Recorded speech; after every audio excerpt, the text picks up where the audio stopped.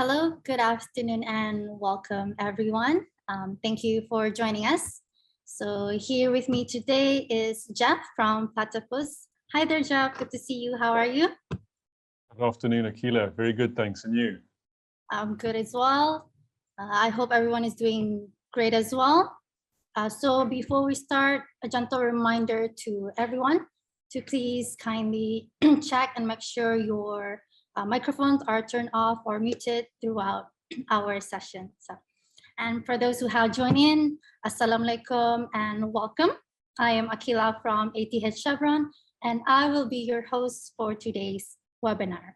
Okay, so today's webinar is overcoming geotechnical challenges using Platipus percussion driven earth anchors, where our speaker for today is Jeff Kernick, all the way from UK. So a brief introduction on Jeff.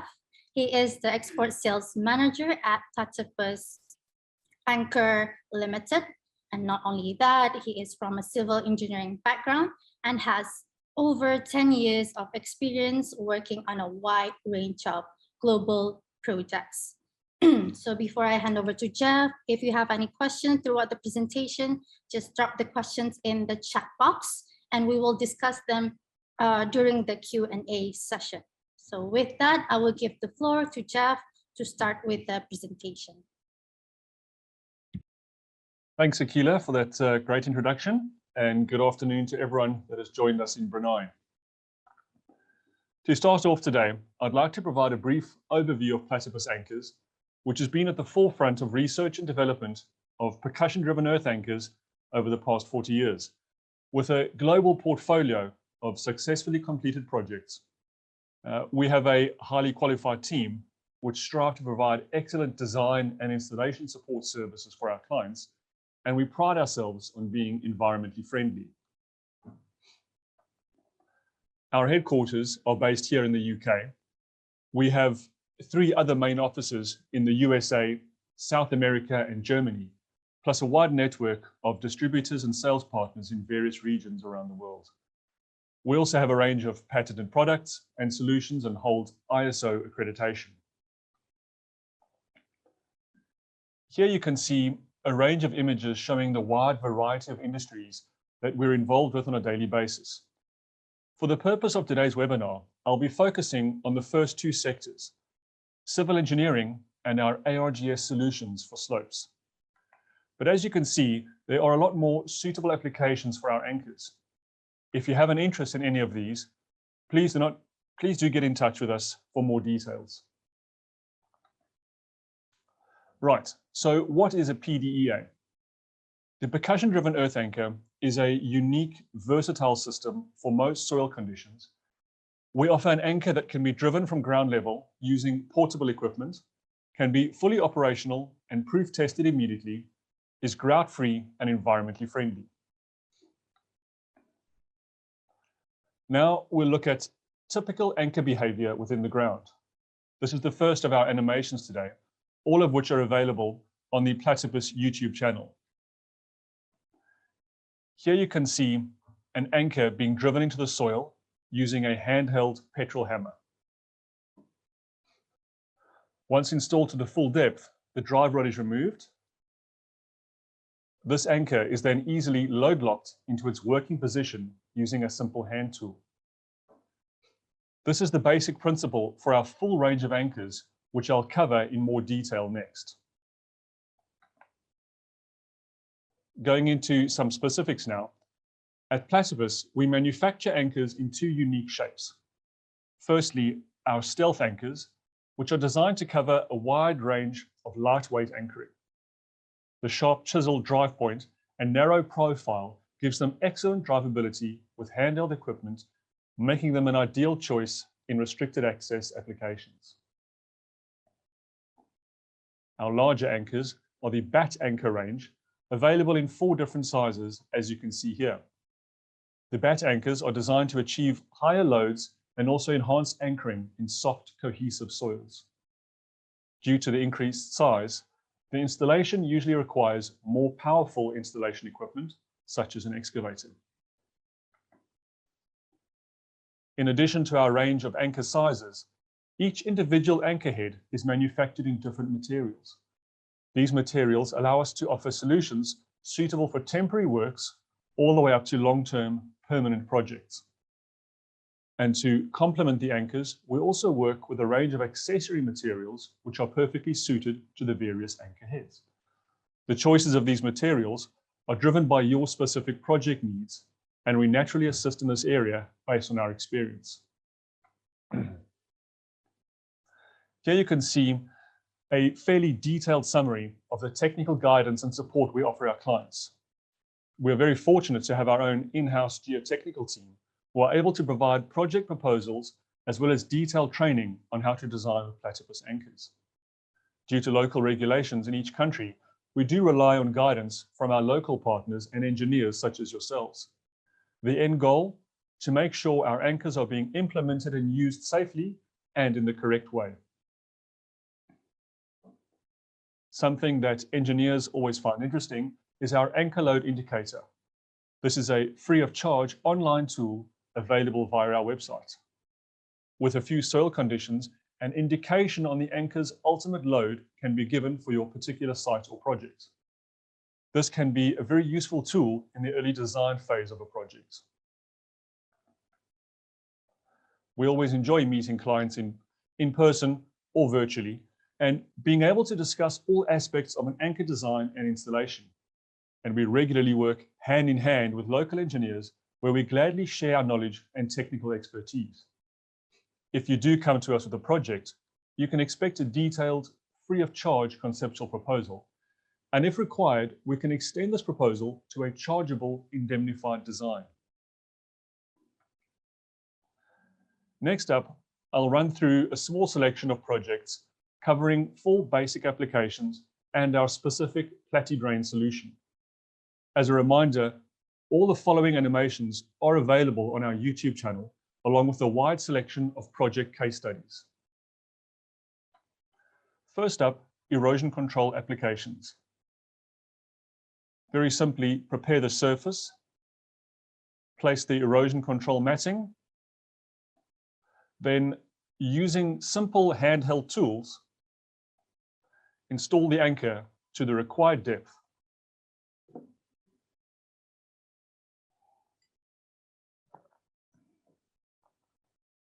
Remove the drive rod, add our load plate and wedge grip accessory to lock the wire rope, then tension the whole system, getting the load plate nice and tight to the surface. Finally, cut the wire flush to the surface. The same process is repeated, allowing revegetation across the slope.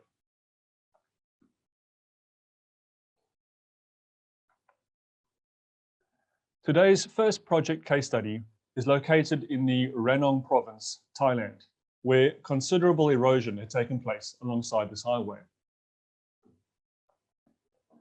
Platipus S2 anchors were installed on the flatter sections of the slope to hold down a coir matting. This was used to help promote the regrowth of vegetation, an important part of erosion control. The anchors help to hold down the matting tight to the slope, providing a smart and neat finish in the end. Here are a few other project examples for erosion control applications, including a railway cutting, a housing development, and a riverbank protection. Our next application is slope stabilization. The installation process is very similar to erosion control, but here we are concerned about a potential failure, so the anchors need to be installed beyond the theoretical failure plane to create a safe and stable slope. This will generally require a slightly larger anchor and more powerful installation equipment. This slope stability project example was linked to the Department of Highways in Thailand, where additional stability was required along a section of the highway. A retaining wall was built directly alongside the road, and the area below was split into 2 berms, each of which required anchors for full stability. In this case, the Platipus S6 anchors were installed beyond the identified failure plane and proof tested to the required load. For additional strength, a rockfall mesh was placed over the coir matting, working in conjunction with the anchors to provide a well-supported slope face. Here again, some additional examples showing larger, steeper slopes secured using Platipus anchors. The last of our animations for today deals with anchors to support old or failing retaining walls. As with previous animations, the same installation process is followed. The anchors are installed through a core hole using a small excavator and a multi-piece drive rod set.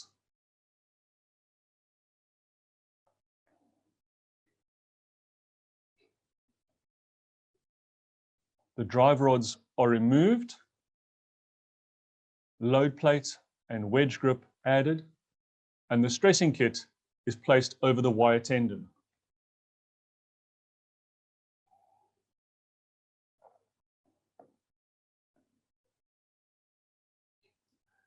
During this load locking process, the exact holding capacity of the anchor system is recorded.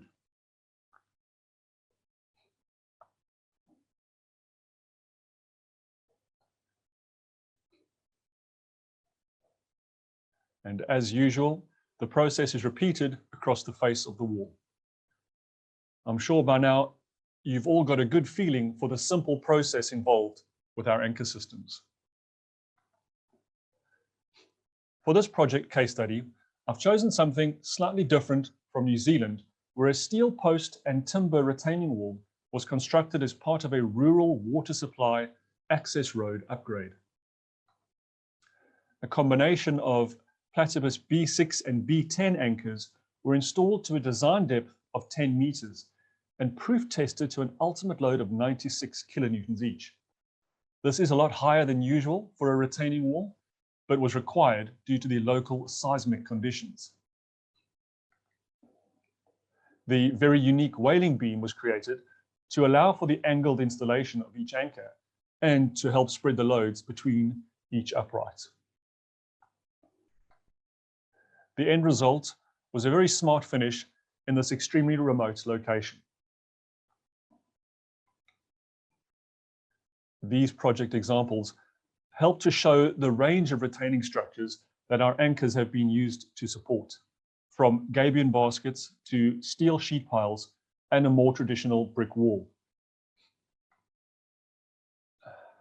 Back in 1939, Carl Terzaghi highlighted the importance of water on soil behavior. I'm sure you're all aware that elevated water levels or excess pore water pressure is an extremely important consideration. This leads us very nicely onto our Plati-Drain solution. Our Plati-Drains help address drainage issues within slopes or behind retaining structures. The anchor head is driven into the soil, and this in turn carries the connected drainage material into the ground to the required depth. We have two standard options available. On the left, our passive system, which is for drainage only, and on the right, our active system, which offers drainage and support from the anchor. Here you can see a section of Plati-Drain in the soil. The 100 millimeter wide polypropylene strip is wrapped in a geotextile sock.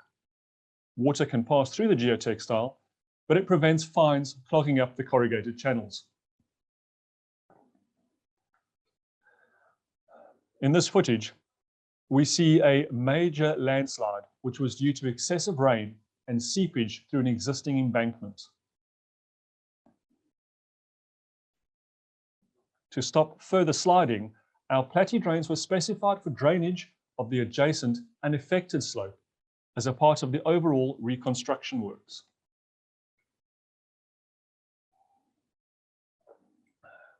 The initial draft project drawing specified drainage as part of the overall solution. As you can see here, this was very much a basic idea with no specifics showing yet. On this occasion, we were asked to provide an indemnified design specifically for the platy drains. This drawing was part of the final design, showing the position of the drains in the various soil layers and their specific depths. This photo shows all the remediation works for repairing the slope with our platy drains installed at the top right corner of this image. For the end result, here we see our platy drain exiting on the slope face. The pipes shown were used to help get the surface water further down the slope, all parts of the very specific design. As you can imagine, there are several applications where platy drains can provide a quick and cost-effective drainage solution. For our final project today, we're looking at a hybrid anchoring solution. This 3.5 meter high road embankment was affected by scouring and shallow slide failure, with the risk of a potential deep-seated failure if left unattended. The local city council approached us for assistance and finally approved our initial design, which consisted of a mixture of gabion baskets at the base and geocells higher up the slope, all secured using Platipus anchors. To start with, anchors were installed from the top going down the full face of the slope to initially secure against a deep-seated failure, followed by a bottom-up scheme to rebuild the slope with reinforced earth. Starting with a layer of Reno mattresses placed at the toe, followed by 2 lifts of gabion baskets, and then 7 layers of geocells. Finally, the outer cells were filled with seeded topsoil, resulting in this pleasant view. A great design and excellent workmanship. I'd like to end off the presentation with a short recap of Platipus anchors. We offer a wide range of anchoring solutions, quick and easy to install, holding capacities of up to 200 kilonewtons. The anchors are great for a wide range of applications. There's no need for grout or curing time, and an environmentally friendly option. That's it from me for now. Akila, back to you for the Q&A section. Okay, thank you, Jeff. Now moving on to question and answer session. So if you have any question, please feel free to write them down in the chat box. So Jeff, we have our first question here. What is the allowable steepest slope and berm height or slope height? Akila, typically you said that the highest or the steepest? Sorry, can you just repeat that? It's the steepest slope and berm height, slope height. Yeah. Okay, so steepest from a permanent anchoring, we're normally limited to about 70 degrees. When we're doing temporary works applications, we tend to feel a bit more comfortable going steeper because the slopes won't be there for as long. In terms of height, that really does depend on the project. I've been involved in some slopes that are sort of 13, 14 meters high, but I'd say that's probably unusual. Okay. So the next question is, what is the maximum holding capacity? So the ultimate factored load we can offer is 200 kilonewtons. But what you'll see is that each anchor head size has its own maximum. So on the smaller stealth anchors, the S8, for example, has a maximum of 80 kilonewtons. So once we get into the bat anchor ranges, that's when we, in good soils, can get loads of up to 200 kilonewtons. A lot of it depends on the soils and the project, but that's the sort of thing that we would guide everyone with from the beginning of a project.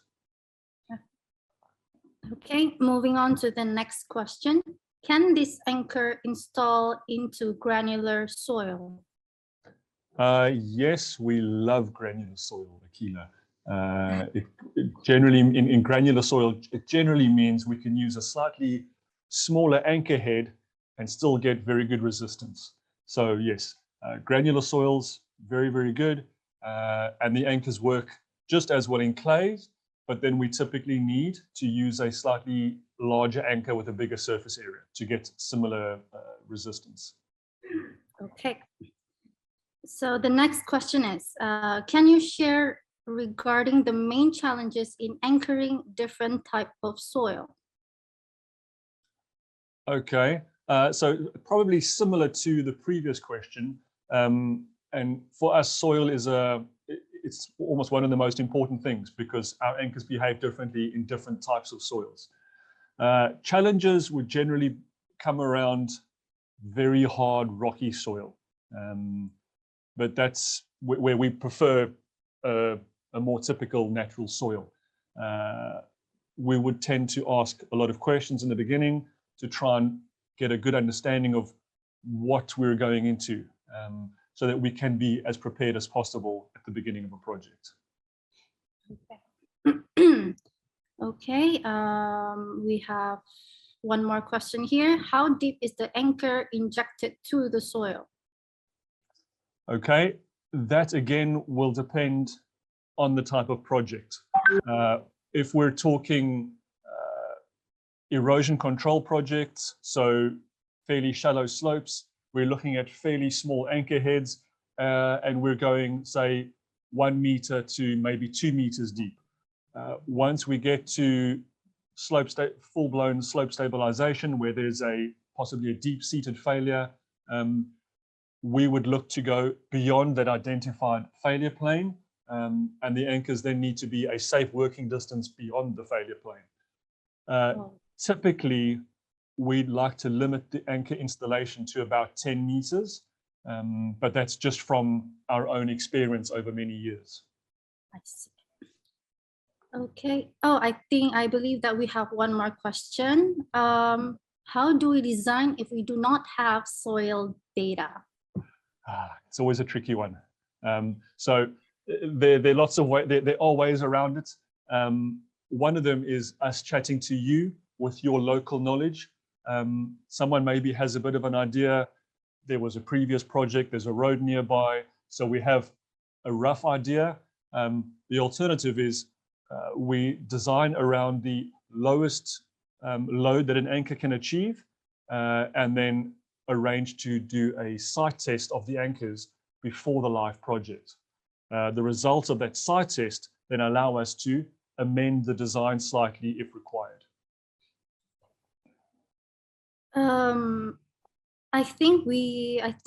I believe that is all the time that we have to answer these questions. So if there is any questions that we may have missed, or if you have any other follow-up questions, you can always give us a call or email your inquiries, and we will definitely get back to you. Okay, so to close off, on behalf of everyone here, I would like to take this opportunity to thank Jeff for his presentation and his team from Platipus for organizing this insightful webinar. So I hope everyone find this product useful and maybe it could be used on your next project in the near future. So again, to our participants, thank you for making the time to join us. I hope to see you all next time. So please stay safe, everyone, and have a good day. Goodbye.